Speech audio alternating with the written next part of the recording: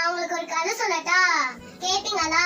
ஒரு காட்டுல ஒரு முயலும் ஒரு ஆமையும் இருந்துச்சா. முயல் ஒரு நாள் நம்ம ஒரு ரேஸ் வச்சுக்கோமான்னு கேட்டுச்சு. ஆமை வேண்டாம், நீ தான் ஃபாஸ்டா ஓடுன்னு சொல்லிச்சு. கட்டாயம் ரேஸ் வச்சுக்கணும்னு முயல் சொல்லிச்சு. அப்ப ஆமை ஓகேன்னு சொல்லிச்சு. அப்ப ஒரு நாள் ஓட்ட பந்தயம் வச்சாங்க. முயல் ஃபாஸ்டா ஓடுச்சு.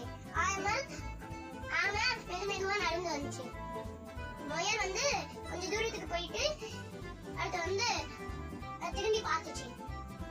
அதுக்கப்புறம் முயல் ஆமை தூரத்துல தானே வருதுன்னு சொல்லிச்சுட்டு அது மரத்துக்கு ஸ்டீல படுத்து தூங்கிட்டு இருந்துச்சு.